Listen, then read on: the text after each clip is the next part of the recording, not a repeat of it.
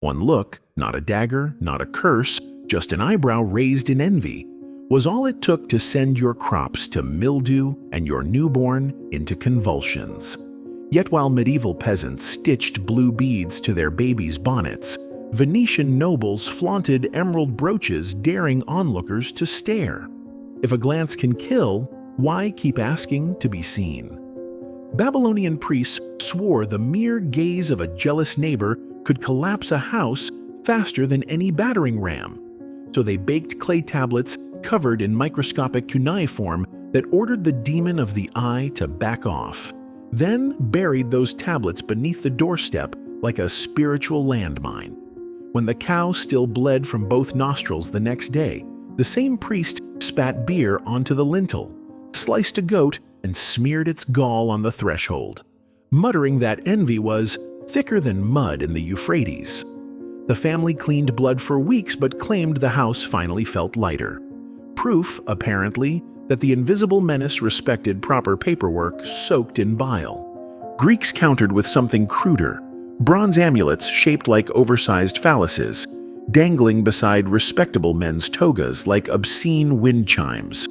They believed the eye hated being mocked, and nothing mocked propriety faster than swinging metal genitalia clinking at a funeral.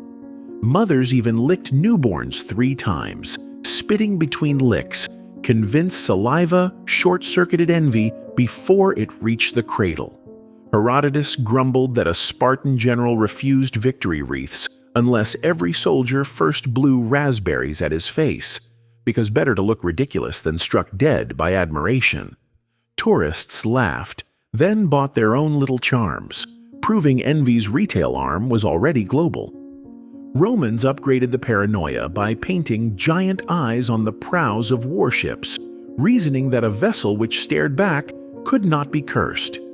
Sailors added mascara-thick lines around the pupils for intimidation and slipped miniature silver mirrors under their breastplates, aiming reflected glare like mythic lasers at any spectator who might wish them ill. When an admiral's son drowned despite the naval eyeliner, Rome held a trial for the offending eyeball design, decided the pupils were too small to deflect jealousy, and ordered larger ones. Carpenters rejoiced at the new contract. Philosophers silently noted that commerce, not demons, usually wins these debates. Byzantine Emperor Basil II wore a necklace strung entirely from gemstone eyes pried off statues of conquered gods, bragging that he had blinded envy with its own stare. Courtiers followed, pinning glass orbs to silk like deranged peacocks, while palace surgeons treated infected puncture wounds caused by the sharp settings. Chroniclers record one banquet where 50 guests jingled when they breathed, the hall glittering like a kaleidoscope under torchlight. Days later, plague hit the city, and rumor blamed a visiting envoy who'd covertly admired the emperor's collection. Basil ordered the envoy drowned in perfume, expensive and, in his mind, eye-safe, and doubled the guard on his jewels. Islamic scholars analyzed the threat with clinical precision, compiling hadith that the evil eye was truer than the desert wind. Physicians prescribed a surprising cure: make the suspected starer bathe, then pour the water over the victim. In 11th century Cairo, neighbors kept buckets ready like medieval standby fire crews.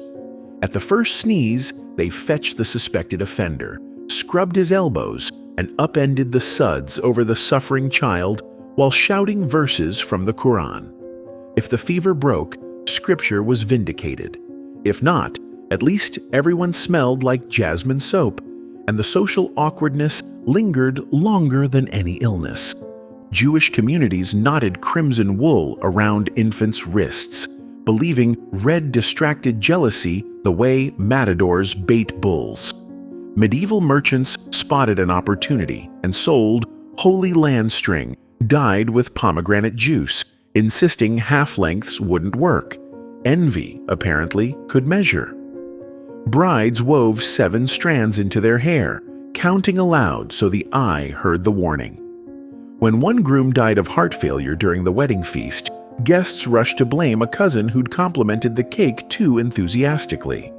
The rabbi mandated smaller cakes and fewer compliments. Bakers discreetly began charging extra for safely tasteless pastries, and the evil eye, ironically, fattened bakery profits. In rural Bavaria, farmers swore only an owl's heart roasted over alderwood could counteract a spiteful glare. They disemboweled birds at midnight, tossed the charred organ into the fields, and waited for frost to lift. When crops failed anyway, they accused the local midwife of squinting too often and forced her to walk the perimeter blindfolded, supposedly making the eye dizzy. She survived, sued for lost wages, and won a cartload of rye, proving German courts occasionally feared litigation more than superstition, though they still required her to whistle at dawn so neighbors could track her harmless location. Ottoman glassmakers turned fear into art by perfecting the nazar. Cobalt blue beads with layered white and black circles mimicking stylized eyes. Workshops in Izmir cranked them out by the thousands, and janissaries stitched them into horse bridles. Certain cavalry charges needed extra ocular armor. One sultan even embedded a bead into his royal seal. Ambassadors kissed it, unknowingly placing their lips on what they secretly dreaded. When a shipment shattered en route to Venice, the crew dumped the shards overboard. Terrified, broken eyes were worse than none. Locals later dredged the pieces, set them in jewelry, and sold sea-tempered amulets at double price. Across the Indian Ocean, traders in Calicut dangled strings of green chilies and lemons. Drishti bomai from prow to stern, betting the sour-spicy combo might make jealousy sneeze and veer off. Street vendors copied the trick, hanging produce garlands above silk stalls. If the limes shriveled before sunset, they declared envy had tried to bite and failed. The unsold chilies then flavored dinner, an efficient if mildly cursed curry. Portuguese chroniclers mocked the practice until scurvy hit their fleet. Suddenly, those citrus talismans looked less superstitious and more like preventative medicine, though nobody admitted the overlap out loud. When Italian migrants crossed the Atlantic in the 19th century, they packed horn-shaped cornicello charms against malacchio, the gaze that sours milk. New York street preachers called the trinkets pagan. Dairy owners secretly stocked them anyway, unwilling to risk curdled profits. One butcher waved a red coral horn over every sausage link, swearing customers tasted the difference. Scientists eventually credited refrigeration for fresher meat, yet cornicello sales kept climbing, because steel may stop bacteria, but envy still gets through, right? Even skeptics kept a horn on their keychain, just in case logic missed a spot. Today, influencers flaunt bracelets lined with tiny ceramic pupils, hashtagging number good vibes while algorithmically begging millions to stare. Sunglass companies market anti-malacchio lenses, promising filter-grade security against haters. The evil eye hasn't vanished. It's been monetized, miniaturized, and shipped prime next day. We've swapped goat gall for glitter, temple chants for push notifications, but the math is unchanged. Every compliment risks poisoning the well. Every selfie flirts with cosmic audit. So we still blink first, touch wood, or add a wink emoji, pretending irony neutralizes envy. History smirks, the gaze stays hungry, and humanity, flashing its brightest baubles, keeps offering it a feast.